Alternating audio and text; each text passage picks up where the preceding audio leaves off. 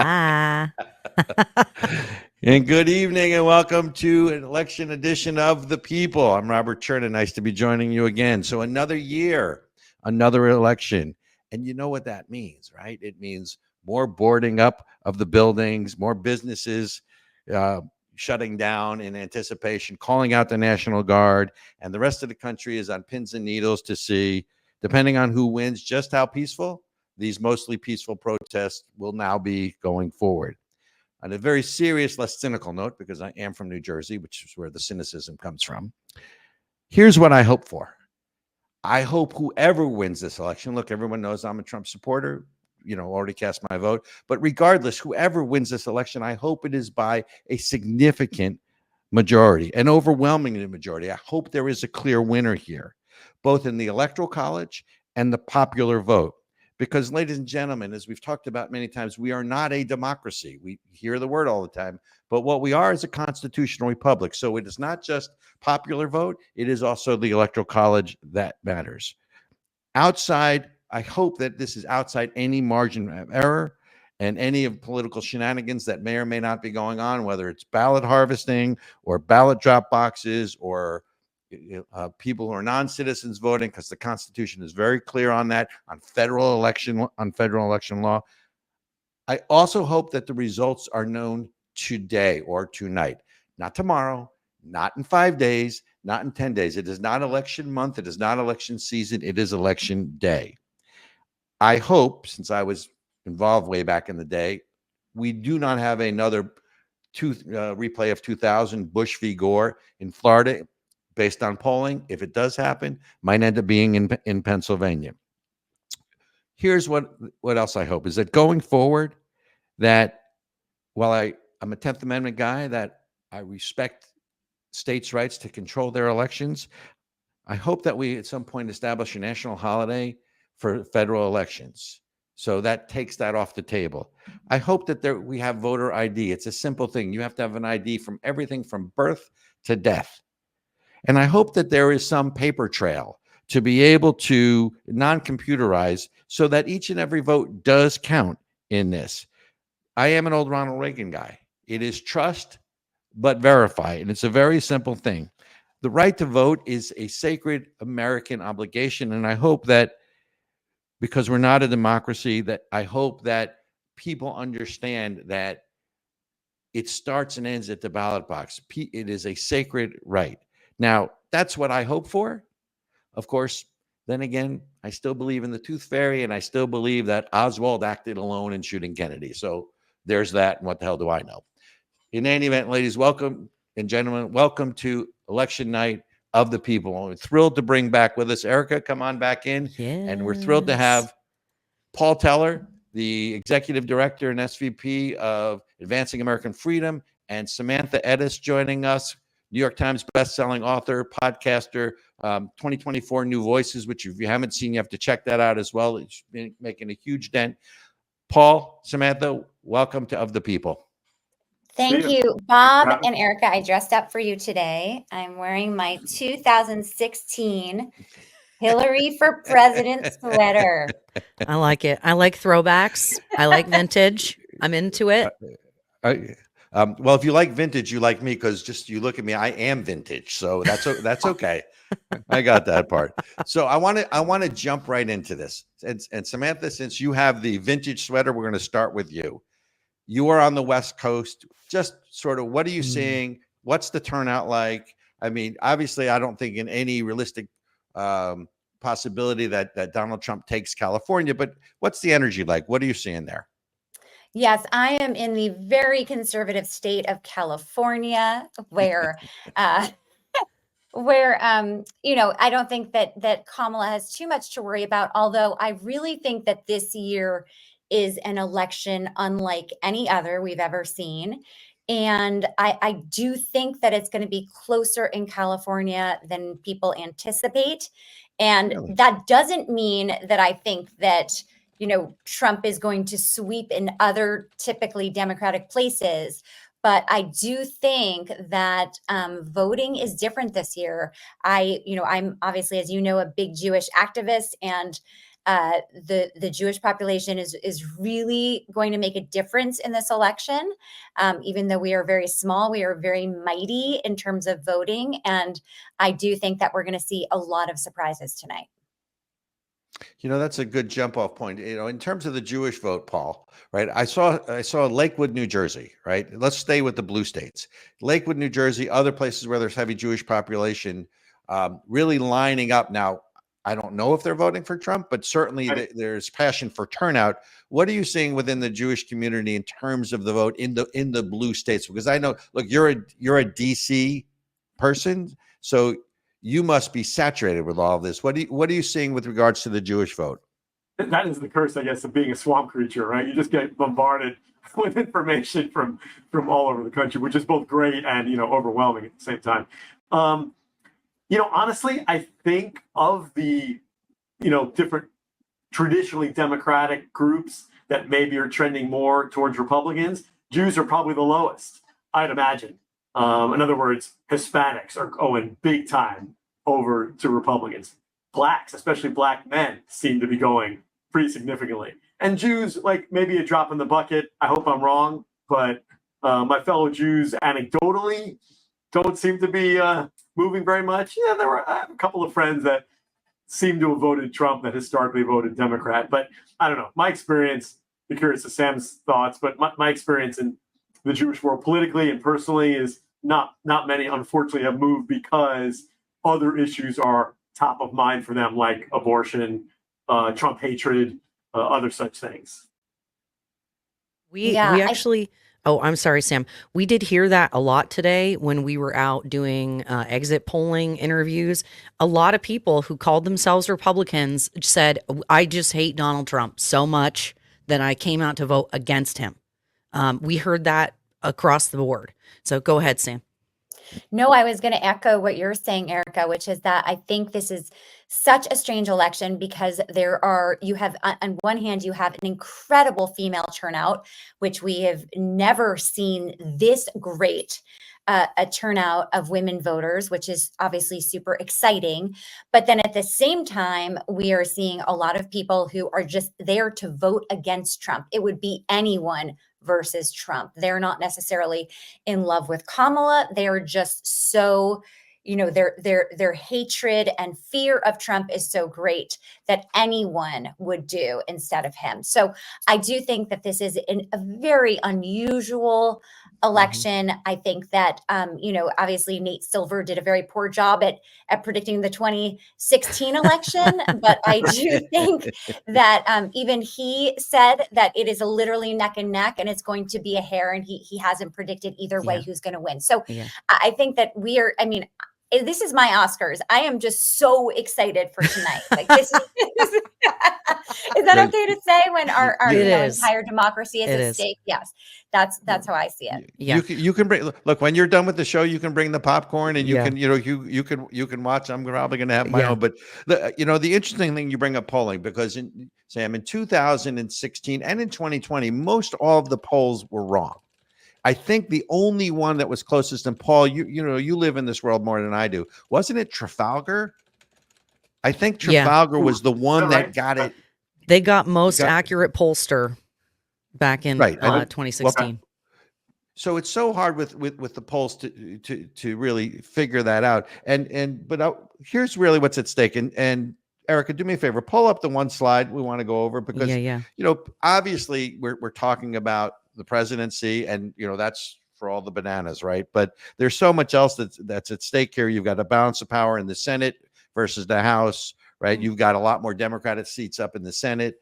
The House is really close. And then what nobody's really talking about, and if you can pull this one up, Ericka, I'm trying. It's being. There we go. Okay, here not that we go. Not that one. Hang on. Settle down. What no one is also talking about is you've got a 6-3 basically split at the Supreme Court, and you've got two aging justices. And so there's a Conservative. lot at stake here, right? So you've got a presidency, the judicial appointments, you got a balance of power, which is close. And really, the truth is, because it is so close in theory, Republicans can sweep both houses. In theory, Democrats can sweep both houses. So and going back to what you were saying, Sam, there's just a lot at stake in this election. So I don't know about the Oscars, but it's definitely a lot going on. Yeah. Well, and I think it's interesting that in either case, both sides, let me rephrase that, all sides, because we've got some libertarians coming on here in a little bit. Yeah. All sides feel like this election is like the end all be all, right? And this is, and that is the question: is what is America? What does America look like? Do we want to remain and stay, or find a way back to our constitutional roots, or are we having a French Revolution right now? And I think that might look different on each coast. And again, Sam, you're on the West Coast. I mean, what are you seeing? What are you hearing? I honestly feel less like a West Coaster and someone who's just so entrenched in what's going on in the Middle East that has skewed my entire perspective on this election and where we're at and what's at stake. So, where I sit, I am looking at the world and thinking we are on the verge of World War III. And who can govern us through that in a very dependable, sturdy way? That is what my biggest concerns are, not just as a voter, but as someone who is representative of a large community. So that's kind of how I think about it. But I would love to hear your thoughts on that. But let me ask you a question. I know that at some point you had said, and if I'm paraphrasing, so if I'm quoting you wrong, please correct me. But I thought I read one of your pieces where you felt that Kamala Harris or Kamala, and I'm not trying to mispronounce whichever one's not racist. I never get it right anyway. If you want someone who butchers names, it's Kamala. Okay, if you want someone who butchers names, I'm the guy. Yeah. But I know that I think you were at the Democratic convention. You felt at the time that you thought that in terms of Middle East, Israel, World War III politics, let's call it, that she would be a better steward, for lack of a better term. And I'm paraphrasing. So dig into that a little bit. I guess the question would be why. So what are the things? When you look at Kamala Harris's voting record, she has always voted pro-Israel. She has never, ever stepped away from that, never wavered. So to me, that's a huge bonus and a huge thing in terms of dependability. She's not going to suddenly vote against Israel. Now, I think a lot has happened in this election cycle, and she has had to pander to a lot of constituencies that I wish she didn't have to. And so some of what, yesterday she's stomping around Pennsylvania with AOC, who is sort of an enemy to Israel. So it's not that she's sitting here and she looks like a beacon of hope for the Jews or for Israel or for democracy in the Middle East. But I do think that she is dependable. If you look at her voting record, if you look at what she purports to care about, if you look at her speech from the DNC, she's consistently said, I will always back Israel. I will always make sure Israel has what it needs to defend itself. Now, on top of it, I've heard every single, I work every day. I call my colleagues the other Jewish influencers, right? And most of them, especially the vocal ones, are Republicans. So I've heard so many pro-Trump Jewish, pro-Israel arguments, and I know them all and I understand them all, right? He was very integral in the Abraham Accords. He relocated the embassy to Jerusalem. I could go down the list. His daughter is married to a Jew, etc. However, when we look at Donald Trump's personality, his lack of empathy, his unpredictability, the way he panders to anyone who praises him. If you write that guy a love letter, he will send you his nuclear secrets tomorrow. And that is what terrifies me. I understand. So, Paul, let me jump to you. Let me jump in here. Because, Paul, you were special assistant to President Trump for legislative affairs, right? So you certainly know the man. Sure. And I understand the public perception of him. And again, just to sort of put this in perspective, I grew up in New Jersey. to me, Donald Trump is like a lot of guys I knew from Queens, right? It's that Absolutely. same mannerism, so I don't find it offensive, but I understand it. But from an insider's perspective, where is Trump on Israel? Because I think a lot of things that Sam said are correct. I understand people's concerns. I don't personally have them, but as you were special assistant to the president. So talk a little bit about, Trump on Israel and your perspective. Yeah, I'll be honest. That was one of the top issues for me about our administration. In other words, look, there were maybe certain things that we did in our administration that I didn't necessarily love as a staffer. You follow the president's orders. He's the man who got elected. But man, when it came to Israel and the Middle East, it just was tremendous. All you have to do is the things that Sam listed, absolutely. But for me, the top was the Abraham Accords. I mean, under Donald Trump, you get peace, and under Obama and Biden-Harris, you've got wars breaking out. So what's unfortunate was how many countries were kind of lined up in the queue, ready to join the Abraham Accords towards the end of the Trump-Pence administration, and just time ran out. And of course, there was no effort to get those accords expanded during the Biden-Harris years. And why is that? Because, I don't think they are particularly pro-Israel. I know the rhetoric is there. Some of the votes are there, no question. But you get the counter rhetoric too. Perfect example, right? Kamala Harris all the time saying Israel has the right to defend itself. Next sentence, and we must have a ceasefire. Ridiculously conflicting. I mean, imagine if it was like, you have a right to defend yourself in your home. You just can't fire a gun or use, knives or any weapons. Ridiculous. Well, why do you think so few cabinet members from the former Trump administration are supporting him, including his vice president? I'll respectfully dodge that question only because, very proud of the 4 years that I was there, no question. But the way things ended were not how I would have had the administration end. And the way how would you have ended it? I was hoping, frankly, for celebrations of those previous 4 years, and just saying, "We'll be back. We will run again." We lost. And I think, Sam, your question is interesting, and he actually answered that on the Joe Rogan interview last week or the week before, whenever it was. And he said, I was advised badly. It was the first time I heard Trump admit that he chose poorly.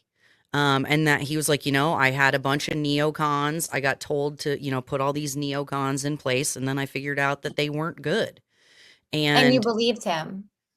I think that as a person who I consider myself personally a small government conservative. So however I feel about social issues and things like that is different.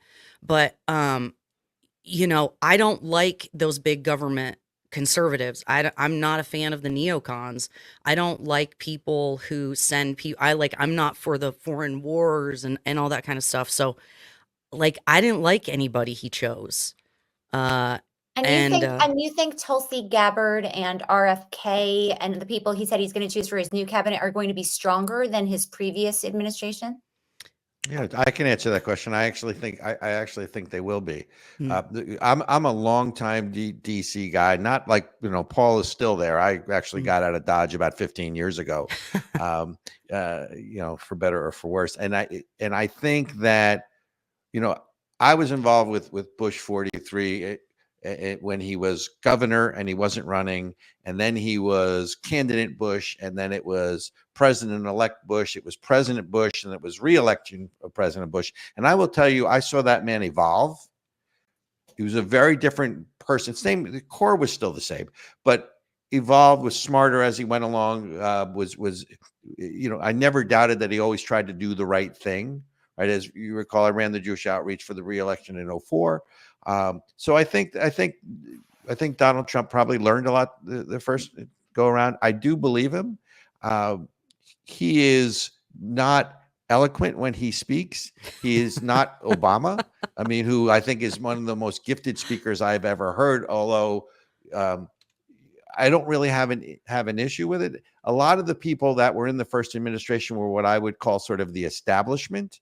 Tulsi Gabbard is not the establishment. RFK is not the establishment. And I think one of the things that propelled Trump into office the first time, and I believe, truth be told, I think he wins this time too, is the same thing, is there is a desire, maybe not to burn it down from the American public, but just to really bring about. No, there definitely is a desire on both sides. I get that, but for different reasons with different results, I would argue. That's true. But to effect great change because the government has gotten too big and into too many people's lives, I think that's the driving force here. So to answer your question, yeah, I do believe him. I mean, no one runs to be president without a massive ego.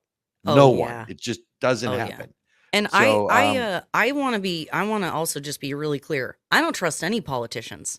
I'm not sitting here like the people who are like, Trump is Jesus, like, I'm like, nah, bro, no, he is not. And he was not my choice in the primaries. But what I do appreciate and again, what I appreciate, but trust but verify, is that he is trying to build a coalition. So we're going to talk about the two-party system a little bit more with our libertarians in the next segment. But, the point of the two-party system and the presidency is that they're supposed to build a coalition of Americans. That's the whole point of the Electoral College, is that you have to build a coalition of diverse people from diverse backgrounds in order to win the Electoral College. I think one thing you said, Bob, in the very beginning really struck me, which is you hope that there is a decisive victory on either side. And the reason you hope that, I presume, is because you're concerned that there will be an objection to the results. Now, do you really in your heart believe that there would ever be a serious objection if Kamala loses? No, I think that you're saying, I don't want Trump to have any way to have a less than peaceful transfer of power. Now, doesn't that alarm you as it pertains to our democracy? But that's not what I'm saying. I'm saying that regardless of who wins and regardless of who loses, there is now a precedent going back to 2000. Let's not forget that Al Gore challenged the election results. And you can go back to every election since 2000. Al Gore really won that election, but yeah. Debatable. We're having election denial now. We're having election denial. We're going to get kicked off of YouTube. Hold on. Exactly. We've got Steve Rosenberg here for just a few minutes, you guys, so we wanted to bring him in. So sitting in Fox News' studio. Hello, Mr. Rosenberg. I like it. Hey, Robert. How are you? Good to see everybody. I'm good. You're joining Paul Teller and Samantha Ettus. Yes. I've been listening to them. I like Paul's comments better than Samantha's, but I don't know Samantha well enough to say that. So she's very sweet. She's very nice. She's lovely. Right, Bring it on, Steve. Lovely. I can take it. What's that? Hey, Steve? Why don't you tell everybody what that yellow ribbon is on your lapel? Absolutely. Well, some people say it's bring them home, but I wrote a piece a long while ago that it shouldn't be bring them home. It should be let them go. There's a nuanced difference between the two of them. Bring them home puts the emphasis on the Israelis to bring them home. But this war would have ended a long time ago if Biden and Harris had the gumption to not stop Israel from going into Rafah. Because don't forget, Samantha, Kamala read the maps in Rafah. She studied those maps and told Israel not to go in. Kamala couldn't find Rafah on a map if you spelled it out for her. But she told the Israelis not to go into Rafah. And you know who was in Rafah? Yahya Sinwar and a bunch of hostages. So this pin means let them go, not bring them home. I appreciate that, Steve, and I couldn't agree more. I think I know that the woman who created the Bring Them Home campaign, she was 22 years old, and there was a marketing issue. But yes, I completely agree with you on that. However, we obviously, if we went head to head on mistakes, it would be unending. And clearly that was a huge mistake that Kamala made, and there's no denying it. That was a terrible mistake. And for all of the propaganda people who said all eyes on Rafah, it was a horror show. So I couldn't agree also more. Say that her continued talk about a two-state solution, or as I like to call it, two-state delusion, is asinine. There is no two-state solution. The Palestinians have been offered land since 1947, and every time they're offered land, they not only spit in Israel's face, they go and they kill Jews in Israel. Enough talk about two-state solution. Any leader, quote unquote, that talks about a two-state solution is not a leader. They're a liar. Trump showed that the Abraham Accords are the only path forward. Economic cooperation, economic collaboration, peace through strength is the only way forward. He may not be the hero we asked for, but he's the hero we've got. And he has been the best ally that we have. I want to know what you guys think about, this almost feels to me like one of those issues that gets left on the table year after year so that we can have things to argue and be mad at each other about, and that the candidates can have things to fundraise on. Like they could have fixed abortion a million years ago and they didn't. They could have fixed a bunch of stuff a million years ago at the border, like fill in the blank.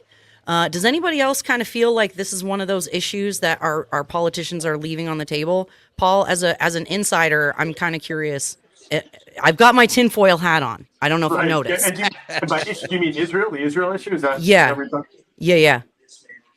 I don't know if I see that. I feel like, well, let's put it this way. Under Donald Trump, Mike Pence, we saw just tremendous action like we never saw before. Like some of the examples before, moving the embassy, recognizing the Golan Heights, recognizing Judea, Samaria, things like that, were all things that were promised before. Some were even in U.S. law, right? Moving the embassy was something in U.S. law. Just no president actually did it. So I would say, during those years, we did see actual forward motion, forward action. And I think we'll see it again under Trump-Vance administration.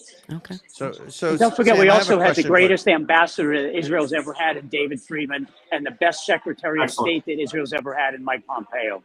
Wasn't he also the first gay cabinet member? Was it the Israeli ambassador? No. I know, whatever. It was first openly gay cabinet member was under Donald Trump.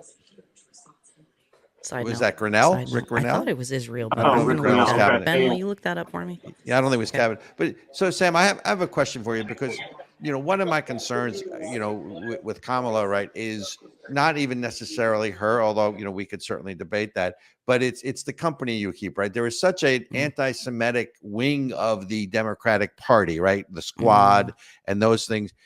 How do you reconcile that? So Kamala Harris wins, let's say she wins the election. Okay.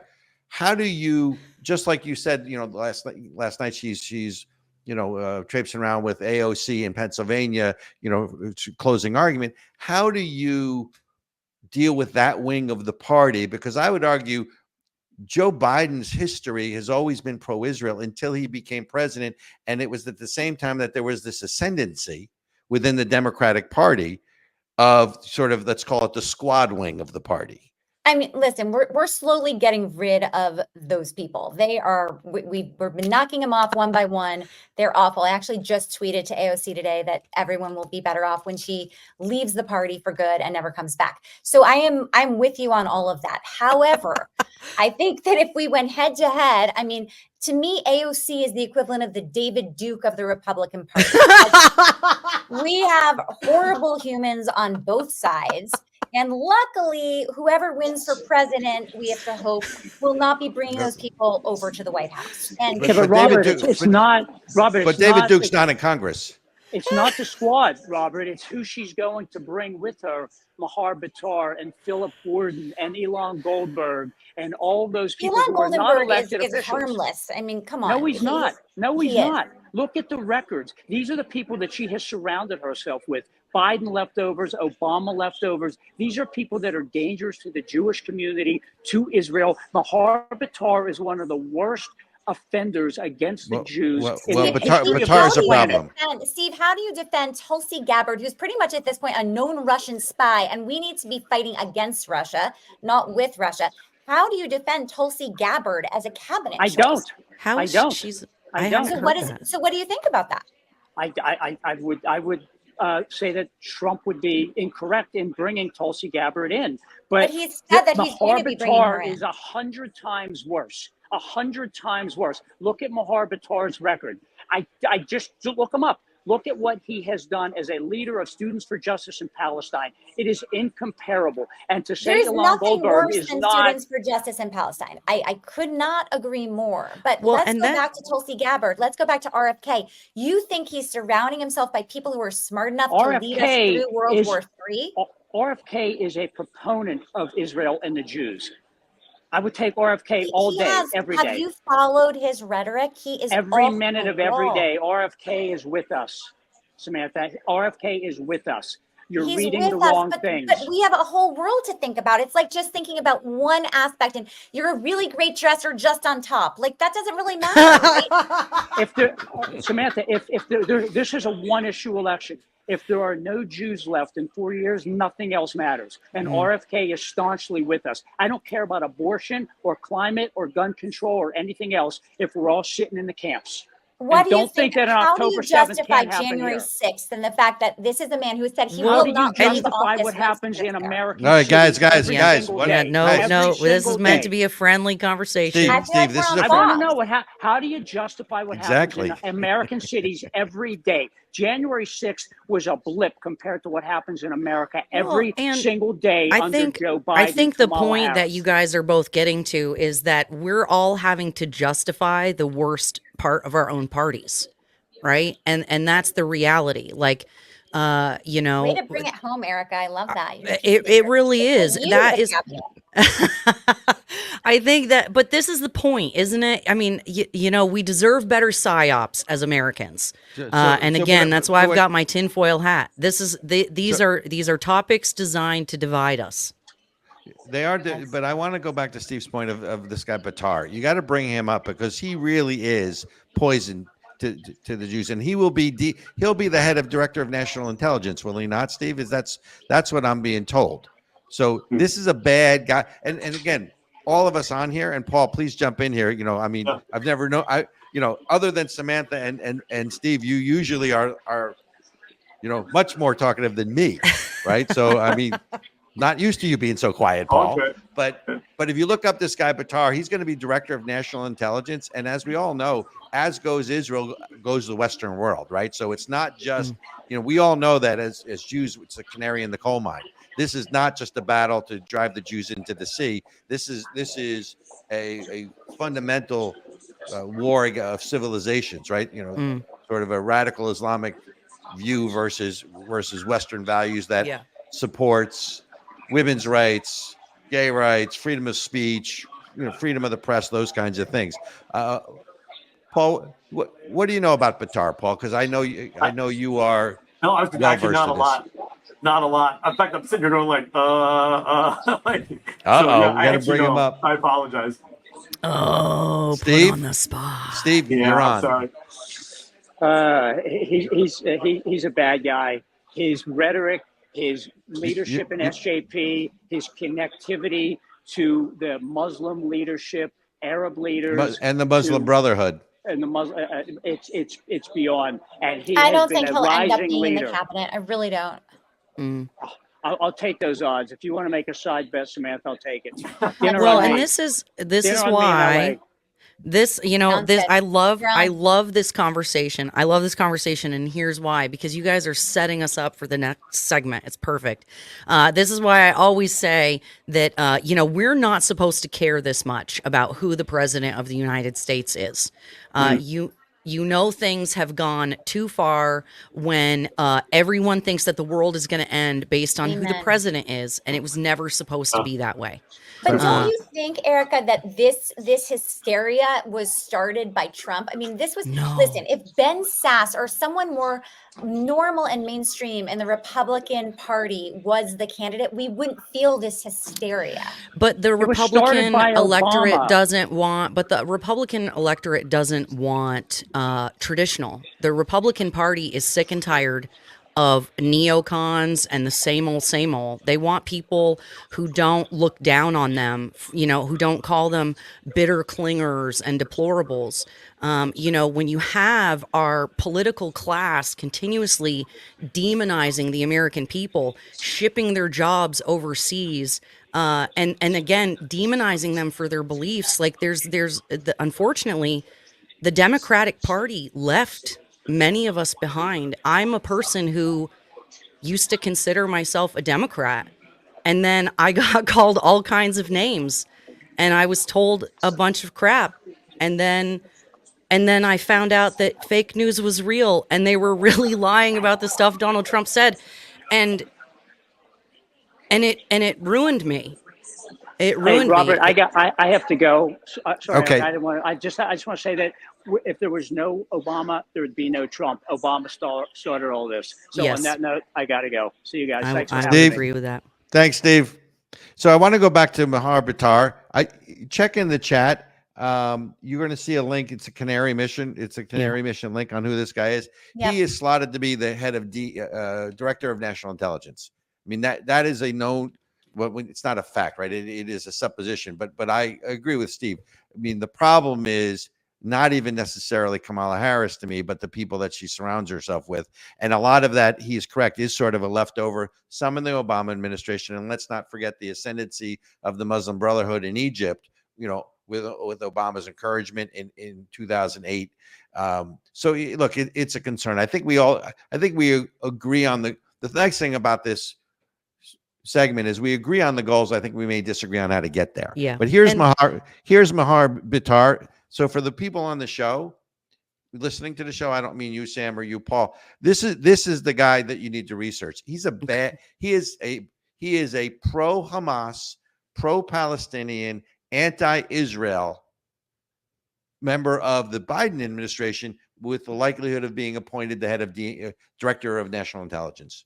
Believe me, I completely agree about the fact that we cannot be person to person comparing the cabinet. I think for me, Right. anyone who's not Trump is the right candidate. I can't be an apologist for a lot of things that Kamala's done, but she is not Trump. And for me, I can't vote for a rapist and a racist. Like, it just won't happen. And that's one of the 5,000 reasons that I don't think Trump should get anyone's vote. Hey, one thing that's interesting difference between the two parties on Israel is in the Republican Party, you could full-throatedly support Israel in any setting, anywhere, big, small group, private, public, whatever. Try that in the Democratic Party. Go to a Democratic rally, grab a microphone and say, I love Israel, and just stop. You can't do it. Is Leader Hakeem Jeffries going to criticize the squad by name or these possible cabinet members by name? No chance. Cannot be done. And if they do somehow get a little bit of praise in there or criticism of anti-Semitism, it always has the yeah, but, right? Anti-Semitism is terrible, says a Democratic leader. Yeah, but there's also Islamophobia. Yeah, but there's racism against blacks, Asian. It's never just straight defending the Jews, straight defending Israel. It's always like, Israel has a right to exist and defend itself. But what about Gaza? What about Hezbollah, Syria, Houthis, all the others? So I think that's a huge difference between the two parties. I don't know what your friends look like, but if it is fair to say that it is completely unsafe for people of color in a Trump administration because he does not care about them. And he has shown that again and again and again. And what he did in Charlottesville. I think that's a broad brush. We'll have to come back to that topic another time. Real quick. So Sam and Paul, real quick. I know who you're going to predict wins, but how wide is the margin you think Kamala Harris wins by, Sam? And how wide's the margin, Paul, you think Trump wins by? Okay, real quick. So Bob, first of all, I want to say that I thought my DC insider friends really kind of made me think Trump. Are you answering that way because you're lying or because you're stupid? For some reason, I have fortune telling capabilities. In the last 24 hours, Kamala is going to win, and I think 1%. I want fortune telling capabilities. What did you do to get that? Well, that's another show. All right, we'll talk about that the next time you come on. Paul, you have the final word. Predictor thing, the app where you predict the electoral college. I think it was like 280 something for Trump is what I came out with. So pretty narrow. I didn't do the popular vote because I figure who cares? It's not how we choose the president. It's like predicting how many total runs will be in the World Series. Who cares, right? It's 4 out of 7 games. Same thing here. It's a series of contests aggregated together. So I only did the Electoral College prediction for me. All right. Ooh, Sam well, and Paul, thank you guys both for joining us. Sam, I'm with you. As soon as I'm done with this show, I'm grabbing a bowl of popcorn, and I'm going to pajamas and popcorn. Yes, you guys Yes. can come over if you're in the same city. Yes. You got it. Thank you so much for All joining right, you us, Sam. guys. Paul, Thanks, Appreciate you everyone. guys.